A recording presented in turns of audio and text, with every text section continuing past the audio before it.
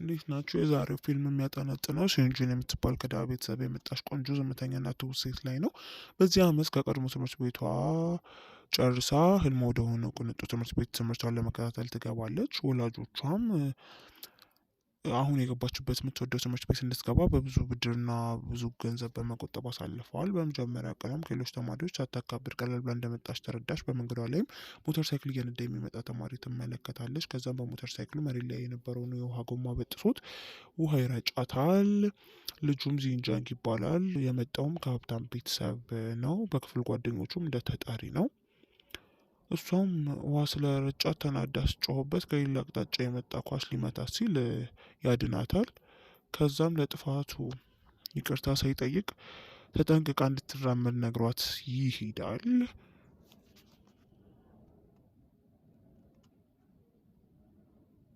ዩንጂን የቅርብ ጓደኛ አገኘች ሞይዋ የምትባል እና ብዙ የሚያመሳስላቸው ነገር አለ። ጓደኛዋም በብዙ ነገር አገዘቻት። እናም እሷ የምትቀመጠው እሱ ከሚቀመጥበት ፊት ለፊት ያለው ወንበር ላይ ነበረ። ሲዩንጂ ማትማቲክስ ብዙ የሚገባት ትምህርት አልነበረም። በተቃራኒው እሱ ማትማቲክስ ላይ ጎበዝ ነበር። በትምህርት ማለት ሲዩንጂ መጸዳጃ በመሄድ አስፈቅዳ መጽሐፍ ይዛ ልትወጣ ስትል ሲዩንጂን መልስ ልትቀበል መስሎት በእጇ ላይ ያለውን መጽሐፍ ይቀማታል። ከዛም ከእጁ ለመውሰድ በምታገልበት ሰዓት መጽሐፍ ውስጥ ያለው ንጽህና መጠበቂያ ፓድ ከመጽሐፉ ውስጥ ወድቆ በመቀጠል በጣም ተሳቃ እያለቀሰች ከክፍል ትወጣለች። በሰራው ስራ በጣም ተጸጸተ። ሁኔታውን ለማስተካከል ብዙ ጣረ። ከዛም መጽሐፍ ላይ መስራት የከበዳትን ጥያቄዎች ሰርቶ መጽሐፉን መለሰላት። ክፍል ካለቀ በኋላ ፎቁ መጨረሻ ላይ ቆማ ያለ በድንገት መጥቶ ጸጉሯን ይጎትታታል። ከዛም ለመሄድ እያለ በድንገት መጥቶ ስትዘጋጅ ሌላ ሳይሆን በማትማቲክስ ሊያግዛት እንደፈለገ ይነግራታል። ትታው ልትሄድ ካለች በኋላ ለመምህሯ ውጤቷ እንደምታስተካክል መንገሯ ትዝ ሲላት በሀሳቡ ተስማማች። ከዛን ጊዜ በኋላ ሁሌ ፎቁ መጨረሻ ላይ መገናኘት ጀመሩ።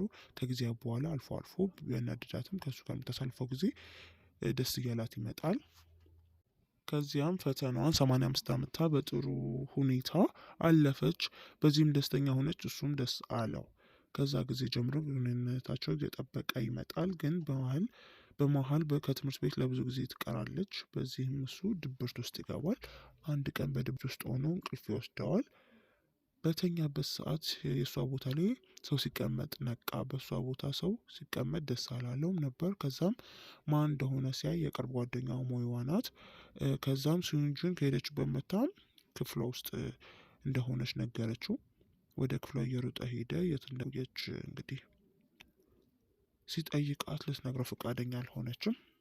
በግራ እጇ ግን ጥቁር ጨርቅ ማሰሯን ያያል። እሱም አባቷ እንደሞተ ያመለክታል። እናም በአመቱ መጨረሻ የምርቃት ድግስ ተዘጋጀ። ድግሱ ላይም ከጓደኛዋ ጋር ቁጭ ብላ ይመለከታታል። ወደ እሷ ጠጋ ብሎ ለመደነስ ይጠይቃታል።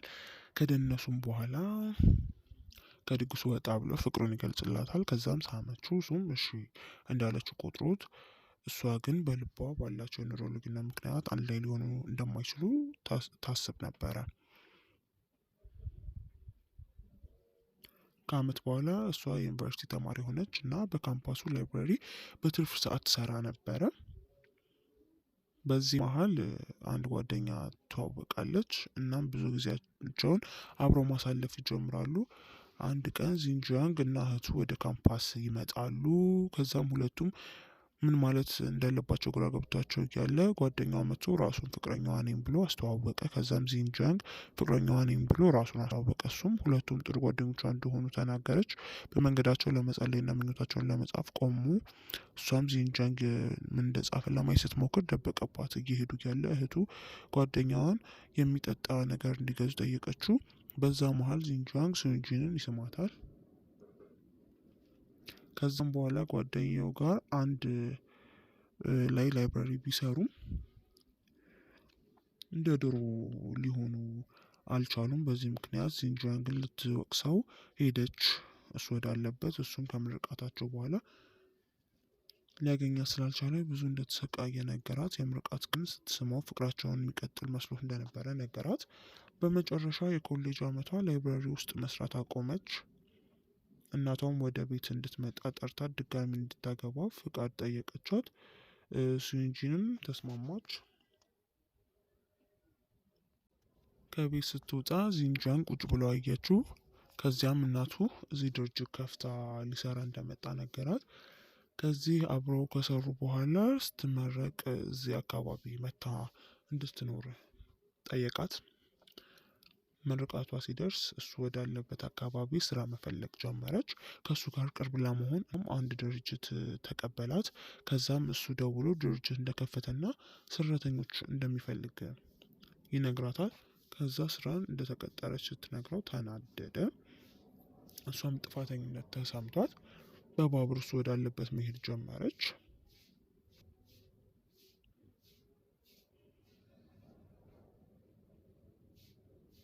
በዛ ሰዓት እንግዲህ እሱም ይደውልላትና ሊያያት ወደ እሷ እየመጣ እንደሆነ ነገራት። ከዛም መሀል ላይ ለመገናኘት ተስማምተው ወረደች። ከዛም ጠበቀችው፣ መጣ፣ ተቃቀፉ። ከዚያም አንድ ላይ ተመለሱ። እሱ ልብስና ጫማ ገዛላትና የእህቱ ቀለበት ፕሮግራም ላይ እንዲሄዱ ወደ ፕሮግራሙ ሲደርሱ የእህቱ ጮኛ የቀድሞ ጓደኛዋ እንደሆነ ስታይ ደነገጠች። ከዛም አወሩና የወደፊት ሚስቱ እንዲንከባከባት መከረችው። ከቀናት በኋላ ወደ ስራ ስትመለስ የእንጀራ አባት መጥቶ አየችው። እናቷ በጣም እንደታመመችና ወጪውን ለመሸፈን ብዙ እዳ ውስጥ እንደገቡና ገንዘቡን እንድትሰጣቸው ይጠይቃታል። ብዙ ጓደኞቿ እንግዲህ ገንዘብ እንዲያበድሯት ደውላ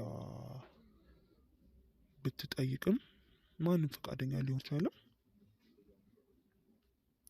ከዛ ምርጫ የላትም ብላ በማሰብ የቀድሞ ጓደኛዋ ብር ትቀበላለች። ከዛም ዚንጃንግ ወደ ቤት መጥቶ ገንዘብ ሲሰጣት እንዳገኘች እና እንደማትቀበለው ትነግረዋለች። ከዛም ለሱ እንደ መንገድ ሌላ ሰውን እንደጠየቀች ጠየቃት፣ ለምን እንዳደረገችው። ከዚያም ወጥቶ ወደ እሱ ቤት ሄዶ ብሩን መለሰለት። ምሽት ላይም ከጓደኞቹ ጋር እየተዝናና እሷ ስትመጣ ለማስቀናት ሌላ ሴት እያቀፈ ወደ ቤት አብሯት እንደማይሄድ ነገራት። በዚህ ምክንያት ግንኙነታቸው ላልቶ ተለያዩ። እሱም እናት ወዳለችበት አሜሪካ ሄደ። ምንም እንኳን ረጅም ጊዜ ቢያሳልፍም ልትረሳው አልቻለችም። ለዚህም አብረው ይጸልይ ወደ ነበረበት ቤት ሄዳ ከዛም ሰዎች እስከዛሬ የጻፉትን ምኞት አገኘች።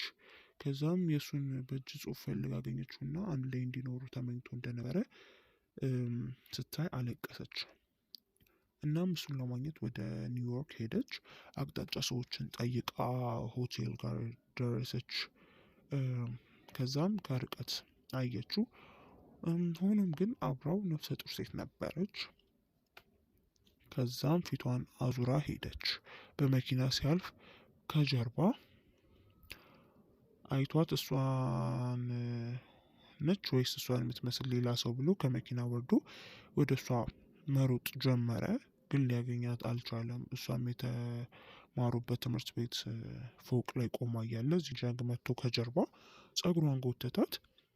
እሱም ኒውዮርክ ውስጥ እየፈለገችው እንደነበር ጠየቃት። እሷም ልመልስለት አልቻለችም።